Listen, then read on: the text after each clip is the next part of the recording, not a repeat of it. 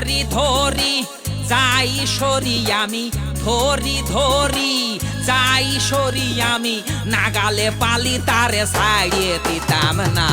জ্যোৎস্নার প্রেমে এত যে রস আছে আগে তো জানতাম না। জ্যোৎস্নার প্রেমে এত যে রস আছে আগে তো জানতাম না।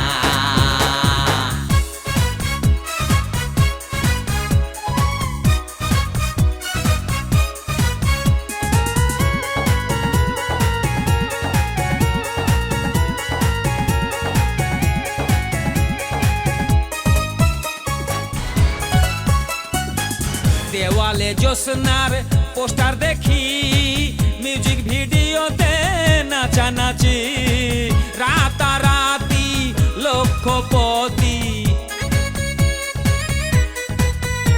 সে রাতারাতি লক্ষপতি, উঁচুতলা ঘোরাফেরা আমায় দেখে না। জ্যোৎস্নার প্রেমে এত যে রস আছে আগে তো জানতাম না। ওরে জ্যোৎস্নার প্রেমে এত যে রস আছে আগে তো জানতাম না।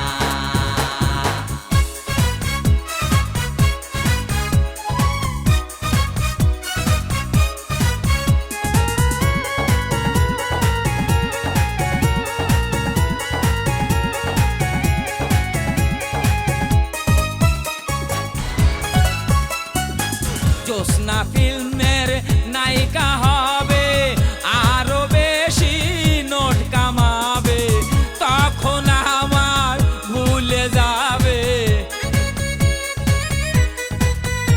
ওরে তখন আমার ভুলে যাবে, সাকিব খান ছাড়া আর কাউকে চিনবে না। জ্যোৎস্নার প্রেমে এত যে রস আছে আগে তো এই তো অনেক দিন বাঁচবেন। আরে আপনাদের কথাই তো বলা হচ্ছিল, তো দেরি হলো যে। আরে দেরি হলেও আসতে যে পেরেছি সেটাই বলুন ভাগ্যি। কেন, কি হয়েছিল? বাড়ি থেকে সহজে কি আর বের হওয়া যায়? এই বউকে ফাঁকি দিয়ে বের তো হলাম। ভাড় মশাইকে বললাম দেরি তো হয়ে গেছে, চলুন এক রিক্সা নিয়ে যাই। উনি বললেন রিক্সায় যাবেন, অনেক পয়সা তো লাগবে। শেষ পর্যন্ত একটা বুদ্ধি বের করলাম যে রিক্সায় যেতে যে সময় লাগবে, বিকল্প একটা পথে গেলে একই সময় লাগবে, টাকাও বাঁচবে।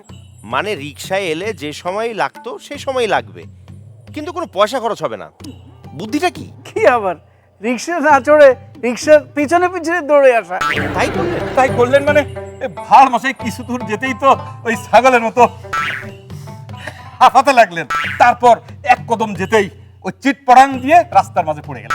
আমি আর কি করি, ওই মাথায় কোনো রকম পানি টানি দিয়ে তারপরও পয়সাটা বাঁচিয়েছে কিনা বলুন। তার রিক্সার পেছনে না দৌড়ে যদি কোনো বেবি ট্যাক্সির পেছনে দৌড়াতেন তাহলে আমার মনে হয় আরো বেশি পয়সা বাঁচানো যেত। কি বলেন মোল্লাজি? আরে সে কথাও বলেছিলাম।